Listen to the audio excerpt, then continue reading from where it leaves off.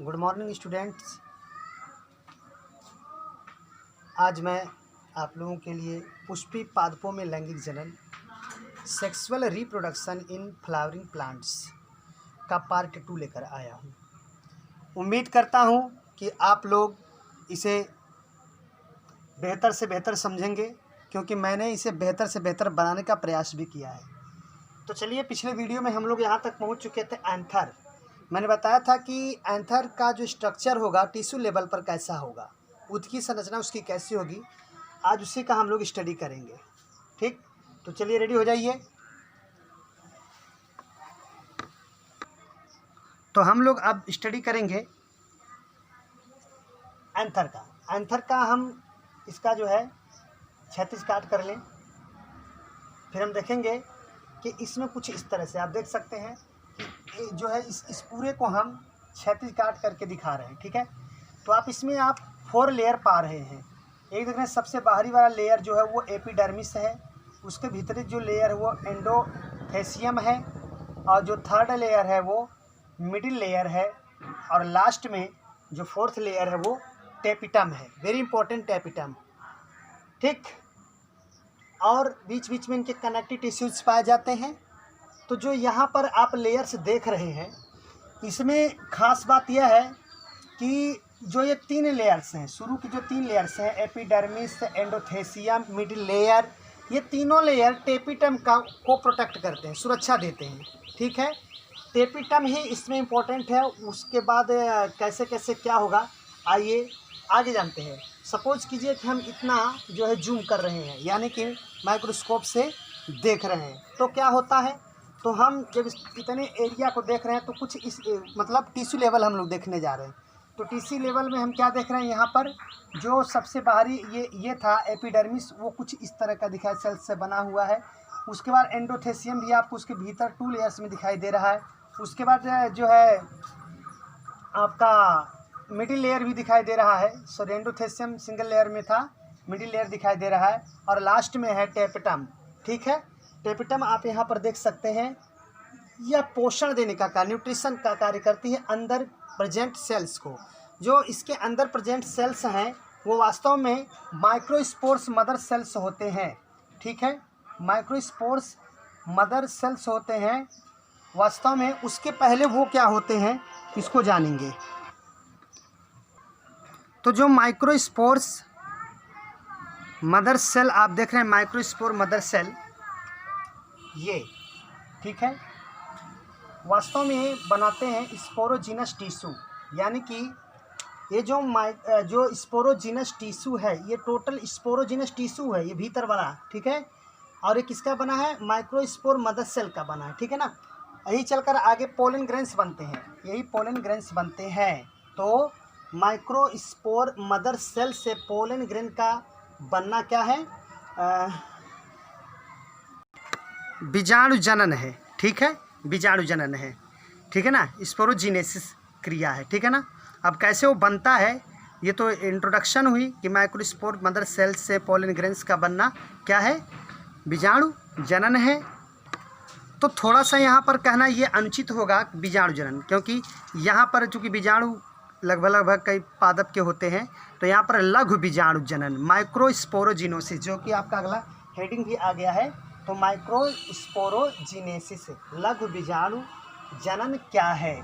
तो आप देख रहे हैं कि मैं यहाँ पर जो आपको ये टिश्यू दिख रहा है, जिसे स्पोरोजिनस टिश्यू कहते हैं, देखिए मैंने उसको निकाल ले आया है। ठीक है ना, अब इसी से टिश्यू से, यह टिश्यू बोले तो क्या, माइक्रोस्पोर मदर सेल्स, ये सब क्या है, इसमें एक एक क्या है, माइक्रोस्पोर मदर सेल्स हैं। ठीक है, माइक्रोस्पोर मदर सेल्स हैं, यानी कि हम ये भी कह सकते हैं लघु बीजाणु मातृ कोशिका, हिंदी में कह सकते हैं। ठीक है, तो लघु बीजाणु मातृ कोशिका, इसमें एक एक है, ये टोटल सेल बनाई है। तो यही पोलन मदर सेल्स को शॉर्टकट में PMC भी कहते हैं। तो कई जगह ये वर्ड आता है PMC, तो उसका फुल फॉर्म दिमाग में रखिएगा, पोलन मदर सेल्स। ठीक है, पोलन मदर सेल्स एक की जो इसमें एक है उसको मैंने यहाँ अलग कर लिया। ठीक है ना, इस टिश्यू से मैंने एक सेल को अलग कर लिया है, और आपको मैंने दिखाया है कि यही है पोलन मदर सेल। यानी वो तो मैंने आपको पहले ही यहाँ पर बता दिया कि इसमें पोलन मदर सेल है, तो पोलेन मदर सेल, ठीक है, यानी पीएमसी को हिंदी में कहते हैं पराग मातृ कोशिका या लघु बीजाणु मातृ कोशिका, दोनों नाम कह सकते हैं, ठीक है। तो पराग मातृ कोशिका, पराग वर्ड आ गया ना, इससे आपको समझ जाना चाहिए कि पराग से बनता ही है पराग कण, ठीक है। तो ये मातृ कोशिका क्यों, अभी मातृ मतलब माता, यानी अभी यही जन्म देगा, ठीक है, ये जन्म देगी जो है पराग कण को। हमारा टारगेट क्या है, पराग कण, ठीक है ना, यानी कि पोलन ग्रेन, हमारा टारगेट है पोलन ग्रेन। तो होता क्या है कि पराग मातृ कोशिका मियासिस करके लघु बीजाणु चतुष्टय बनाती है, यानी कि मियासिस मतलब कौन सा विभाजन, अर्धसूत्री विभाजन। और आपको पता है कि अर्धसूत्री विभाजन में चूंकि है कोशिका है, और एक कोशिका तो विभाजन कर ही सकती है, तो यह क्या है जो है मियोसिस, यानी कि अर्धसूत्री विभाजन कर रही है। और अर्धसूत्री विभाजन के परिणाम स्वरूप कितने सेल्स बनते हैं ये आपको पता है। तो अर्धसूत्री विभाजन के फलस्वरूप सेल्स 4 बनते हैं, देखिए यहाँ पर 4 बनते हैं, जो इस तरह से समूह में आ जाते हैं, ठीक है। तो जब न्यू सेल्स बनेंगे, ठीक है ना, तो उसको हम कहते हैं माइक्रोस्पोर्स टेट्राड्स या लघु बीजाणु चतुष्टय, जो एक साथ समूह में रहते हैं। यानी कि हम पीएमसी के द्वारा जो लघु बीजाणु है, ठीक है, यानी पराग मातृ कोशिका लघु बीजाणु बनाएगी। ऐसे आप समझिए कि पराग मातृ कोशिका क्या बनाएगी, लघु बीजाणु या माइक्रोस्पोर बनाएगी। तो लघु बीजाणु या माइक्रोस्पोर जब क्या हो जाते हैं, 4 के समूह में एक साथ एकत्रित हो जाते हैं, तो इस स्थिति को, इस स्टेज को हम कहते हैं माइक्रोस्पोर टेट्रास या लघु बीजाणु चतुष्टय, ठीक है। वेरी इंपॉर्टेंट, दिमाग में रखिएगा, कभी कभी पूछ लेता है कि लघु बीजाणु चतुष्टय कब की और कहाँ की स्थिति है। ये टोटल जो यहाँ पर इवेंट्स हो रहा है उसकी स्थिति है, ये ध्यान देंगे, ठीक है। अब जैसे ये लघु बीजाणु परिपक्व को जब लघु बीजाणु चतुष्टय यानी कि चारों लघु बीजाणु जब क्या होने लगते हैं, परिपक्व होने लगते हैं, या पराग कोशिका जब परिपक्व हो जाती है, तो ये एक दूसरे से क्या हो जाते हैं, फ्री हो जाते हैं, एक दूसरे से अलग हो जाते हैं। अब इन्हें हम कहते हैं पोलन ग्रेन्स, यानी कि क्या कहते हैं, पराग कण। पराग कण, what is pollen grains? Pollen grain is male gametes of a flower, ठीक है। तो पोलन ग्रेन क्या होता है, क्या होता है पोलन ग्रेन? मेल गैमेट्स, यानी कि नर युग्मक, ठीक है। तो हम लोग अभी तो पहले, इसके पहले वाली वीडियो में मैंने बताया था कि एक बार हम लोग नर युग्मक के बारे में पढ़ेंगे, एक बार मादा युग्मक के बारे में पढ़ेंगे, और इसके फॉर्मेशन के बारे में, ये बनता कैसे इसके बारे में। तो आपने देखा पोलन ग्रेन कैसे बना और कहाँ से कैसे कैसे बनता हुआ आया। आप यहाँ पर मैंने एक चीज़ बताना भूल गया था, यहाँ पर जब तक ये परिपक्व नहीं हो जाती है, कौन, ये एंथर, जब तक एंथर परिपक्व नहीं हो जाता है तब तक ये जो प्रोसेस होती है इसके बिल्कुल मध्य में होती रहती है, ठीक है। और जब ये बन जाते हैं पोलन ग्रेन्स, तब इसी में पोलन सैक में, इसका क्या नाम है, पोलन सैक, देखिए मैंने इधर लिखा भी है, यहाँ मैंने लिखा है पोलन सैक, पोलन सैक या लघु बीजाणुधानी बोलते हैं, ठीक है। जब तक एंथर परिपक्व नहीं हो जाता है, मैच्योर नहीं हो जाता है, तब तक जो ये होते हैं पोलन ग्रेन्स या इससे संबंधित जितने पराग मातृ कोशिका हैं, जितने इवेंट्स हैं, सब इसके बिल्कुल मध्य में होती है, ठीक है। और जब पोलन ग्रेन्स ग्रो हो जाता है, बन जाता है ढेर सारा, तो इसी पोलन सैक में या लघु बीजाणुधानी में ये ठस ठस कर भर जाते हैं, खूब भर जाते हैं, ठीक है। आप लोग सरसों के खेत में गए होंगे या गुड़हल का, हिबिस्कस का फूल, फ्लावर देखे होंगे, तो अगर आप उससे आप टच करा दे अपने बॉडी में, या आपसे रगड़ खा जाए वो फूल, तो आपके शरीर में पाउडर लग जाता है, ठीक है। वो पाउडर कुछ और नहीं होता है, वो पोलन ग्रेन्स के महीन सेल्स होते हैं जो पाउडर की तरह होते हैं। चूँकि महीन्स होता है, बहुत महीन होता है, इसलिए वो पाउडर के रूप में दिखते हैं। उसको अगर पानी में आप लेकर, उसको घोल रहे हैं, पानी में लेकर एक अपने प्रयोगशाला में जो स्लाइड होता है उस पर आप छींटा मारें, छींटा मारकर फिर उसको जो है माइक्रोस्कोप से देखेंगे, तो उसमें स्पष्ट इसका स्ट्रक्चर, पोलन ग्रेन का स्ट्रक्चर दिखाई देगा आपको कि वो कैसा होता है, ठीक है। तो ये होते हैं पोलन ग्रेन्स, ठीक है। अब आइए पोलन ग्रेन के बारे में स्पेशली पढ़ेंगे। तो चलिए अब स्टडी करेंगे पोलन ग्रेन के बारे में। स्टूडेंट्स ध्यान देंगे, परागकण very important, very important. Pollen grains के बारे में पढ़ेंगे। पोलन ग्रेन होता क्या है? It is male gametes and its diameter is 25 to 50 micrometre. यानी परागकण क्या होता है? नर युग्मक होता है और इसका जो व्यास होता है वो 25 से 50 माइक्रोमीटर तक होता है। ठीक है।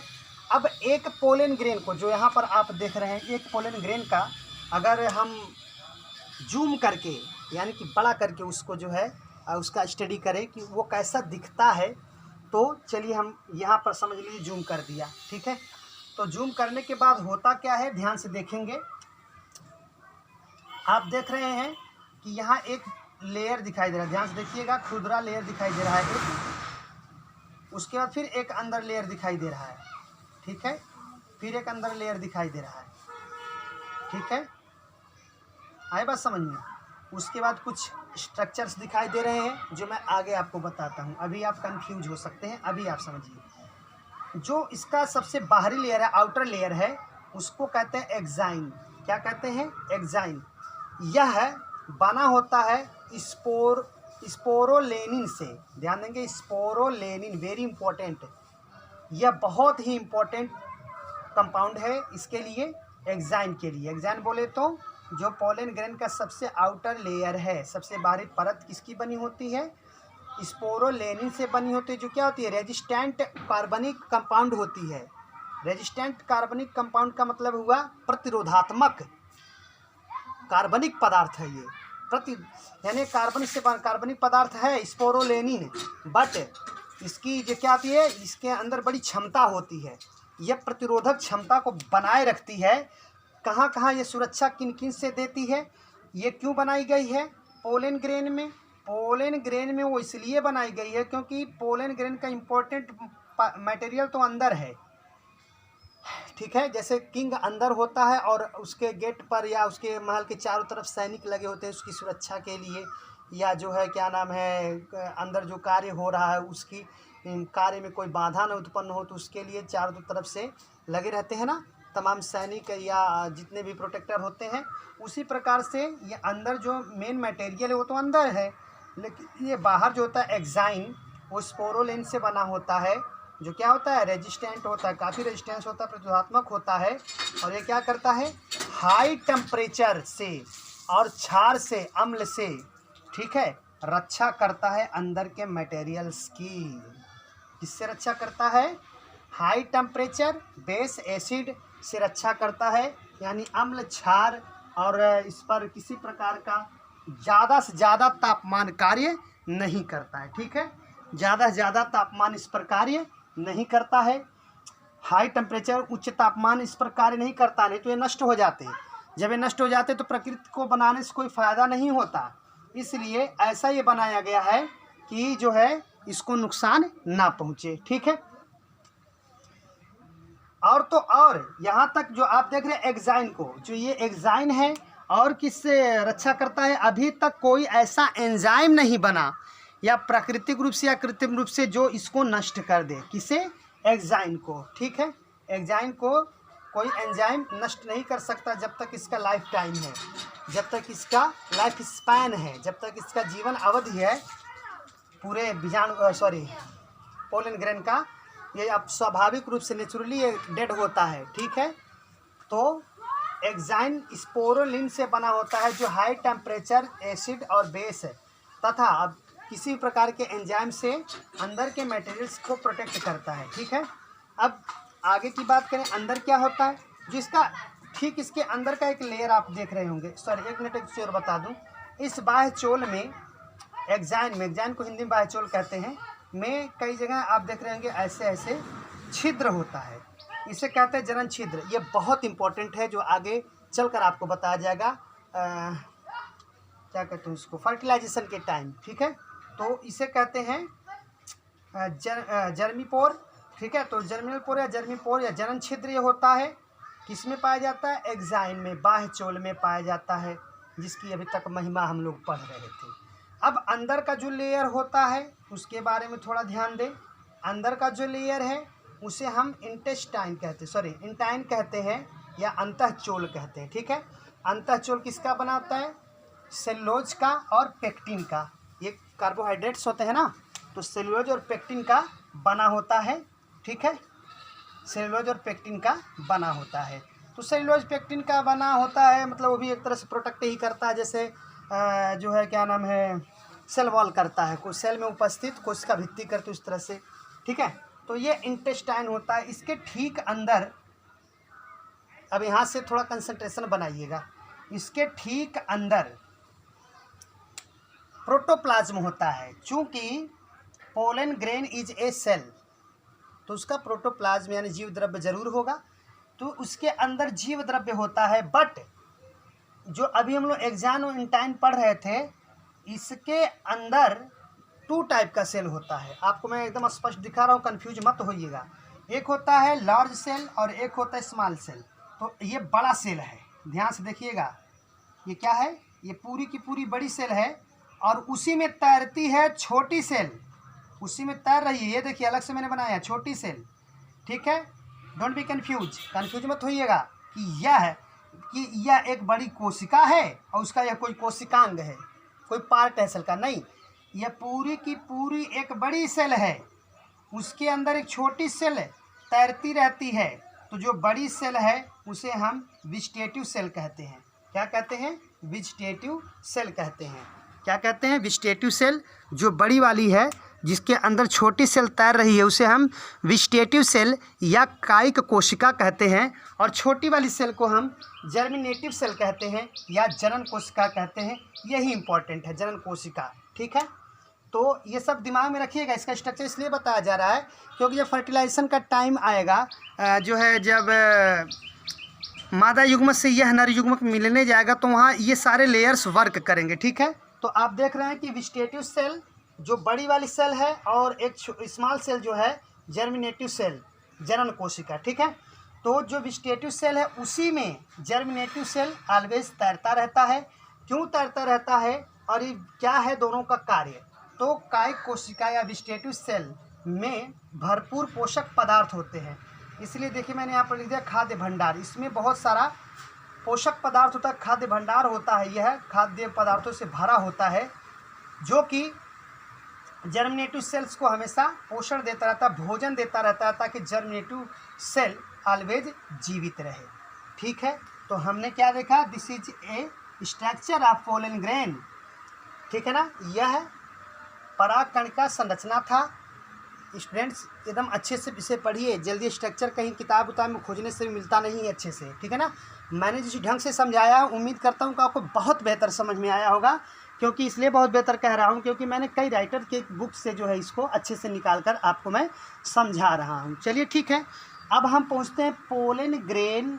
तो लाभदायक होता ही है, क्योंकि पोलन ग्रेन ना होता तो जो है क्या नाम है, जो फीमेल युग्मक है, जो फीमेल गैमिट है, उससे ये क्या फ्यूज नहीं करता, यानी फर्टिलाइजेशन नहीं करता, तो न्यू पादप फिर बन नहीं पाता। क्योंकि आप जानते हैं शुरू से ही जनन वाले चैप्टर मैंने आपको बताया था कि संसार में जितने भी जीवधारियों का अस्तित्व है वह मात्र जनन के कारण ही है, चाहे वो प्लांट्स हुए या एनिमल्स हुए या यूनिसेलुलर ऑर्गेनिज्म हुए। सबका अस्तित्व जो है मरने से पहले जीवित क्यों रहता है? वो होता है रिप्रोडक्शन के कारण। ठीक है, तो रिप्रोडक्शन के अंतर्गत ही फर्टिलाइजेशन आता है, यानी कि ये जो परागकण है यह जो है मादा युग्मक से यानी अंडक या अंडकोशिका से मिलेगा, तो वहाँ फर्टिलाइजेशन करेगा, तो फल बनेगा, फल में बीज होगा, वह बीज से फिर नया पौधा उगता है, और उस नए पौधे में भी यही घटना घटती है, फिर नया पौधा उगता जाता है। इस तरह से पीढ़ी दर पीढ़ी जीव जीवित रहते हैं। तो चलिए अब थोड़ा सा इसके बारे में कुछ जो है क्या नाम है नॉलेज है उसको समझ लिया जाए। आउटर नॉलेज के बारे में थोड़ा सा देखें। वहाँ पर मैंने कोने क्या लिखा है, आप देख रहे होंगे कि मैंने कोने क्या लिखा है, स्पष्ट दिख रहा जो है। आप लोग चित्र के लिए मत घबराइएगा, जैसे ही आप लोग कमेंट बॉक्स में जो है वीडियो यूट्यूब वीडियो में जो मेरा चल रहा है ये वीडियो, उसमें अगर आपको परेशानी आएगी तो आप हमसे इसका फिगर मांग सकते हैं, कमेंट बॉक्स में लिख कर आपको हम इसका फिगर दे देंगे। ठीक है, चलिए तो अब हम बताते हैं कि कैसे काम जो है पोलन ग्रेन थोड़ा सा हानिकारक और लाभदायक कैसे है। तो आप देख रहे हैं कि मैंने यहाँ पे लिखा अस्थमा और एक वर्ड लिखा है पार्थेनियम लिखा है मैंने और अस्थमा लिखा है। तो पार्थेनियम क्या होता है कि आजकल जो हमारे देश में कंट्री में जो गेहूँ आते हैं, गेहूँ के साथ कुछ गाजर घास भी चले आते हैं, तो उस गाजर घास के साथ जो है उस गाजर घास को हम पार्थेनियम कहते हैं, जिसका पोलन ग्रेन जो होते हैं क्या करते हैं ह्यूमन में अस्थमा यानी दमा और एलर्जी ऐसे रोग उत्पन्न करते हैं। ठीक है, बाकी सारे जो पोलन ग्रेन्स होते हैं उनके अगर लाइफ स्पैन की बात करें कि वो कब तक जीवित रह सकते हैं। ठीक है, मतलब पोलन ग्रेन का क्या है कि पोलन ग्रेन को वर्तिकाग्र तक पहुंचना बहुत ज़रूरी होता है। ठीक है, अगर वर्तिकाग्र तक वो नहीं पहुंचा है तो हर पोलन ग्रेन का लाइफ स्पैन यानी कि समय अवधि जीने की जो टाइमिंग होती है वो अलग अलग होती है।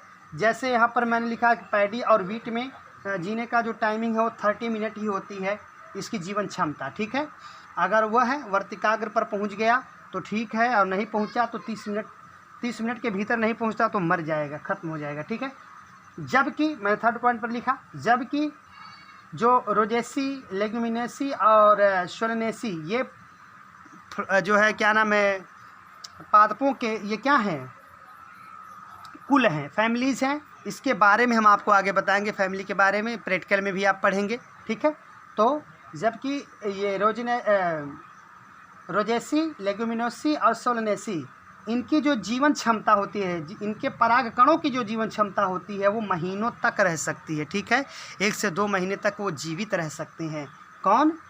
रोजेसी, लेग्यूमिनोसी, सोलेनेसी कुलों के जो पादप होते हैं, उनके जो पुष्प होते हैं और उन पुष्पों के जो पोलन ग्रेन्स होते हैं वो महीनों तक जीवित रह सकते हैं। 4 पॉइंट और बात करेंगे। आजकल मार्केट में पाश्चात्य देशों में, वेस्टर्न कंट्रीज़ में बी पोलन नामक टैबलेट्स और सिरप आ रहे हैं। देखिए मैंने लिखा है bee pollen tablet and syrup. ये लाभदायक होते हैं। ये किस उद्देश्य से बनाए गए हैं? ये वास्तव में बड़े शक्तिदायक होते हैं, क्योंकि आपको बता दें कि कोई भी पोलन ग्रेन जो होता है बहुत ही पोषक तत्वों से भरा होता है। ठीक है, वेरी इंपॉर्टेंट, पोषक तत्वों से भरा होता है कोई भी पोलन ग्रेन। तो यहाँ पर इसी उद्देश्य से तमाम प्रकार के पादपों से, प्लांट्स से पोलन ग्रेन लेकर बहुत कंपनियां क्या कर रही हैं, मेडिसिन बना रहे हैं, जिसमें कहा है कि बहुत ज़बरदस्त एग्जाम्पल है बी पोलन। ये जो है पाश्चात्य देशों में ज़्यादा इसका यूज हो रहा है, वो बना रहे टैबलेट, सिरप। तो क्या होती हैं ये पोलन ग्रेन्स पोषक तत्वों से भरपूर होते हैं और ये इनका यूज कौन कर रहे हैं? प्लेयर्स और रनर हार्सेज यानी कि धावक, दौड़ने वाले घोड़े, खिलाड़ी इस दवा का यूज करते हैं, खाते हैं, तो उनके शरीर में काफ़ी एनर्जी आती है, शरीर स्फूर्त रहती है और उनके शरीर में जो दौड़ने की क्षमता है या खेलने की क्षमता है वो भरपूर शक्ति का एहसास करते हैं। और होता भी है, नेचुरली होता है, ये ऐसा नहीं दिखाने वाली शक्ति। ठीक है, तो ये बी पोलन जो है टैबलेट है और सिरप इसका होता है। ओके, तो यह होता है किससे बनता है? पोलन ग्रेन से ही बनता है। क्यों बनता है? क्योंकि पोलन ग्रेन क्या होते हैं? पोषक तत्वों से भरपूर होते हैं। ठीक है, आई बात समझ में? तो ये टोटल आप लोगों ने क्या देखा, ये सारी की सारी जो स्ट्रक्चर था, हम लोग इसमें मेन क्या क्या टॉपिक पढ़े इसको ध्यान से सुन लीजिए। हमने पढ़ा जो है अनुप्रस्थ काट एंथर का 1 पॉइंट, और एंथर की जो है क्या नाम है उत्तकी संरचना 2 पॉइंट। 3 पॉइंट हम लोगों ने क्या पढ़ा, लघु बीजाणु जनन क्या होता है। ठीक है, और फिर उसके बाद हमने क्या पढ़ा, पोलन ग्रेन क्या होता है। ठीक है, और पोलन ग्रेन से संबंधित कुछ हानियां और कुछ लाभ। ओके, मैं नेक्स्ट वीडियो पार्ट 3 में इसका फिर अपलोड करूँगा। Thank you.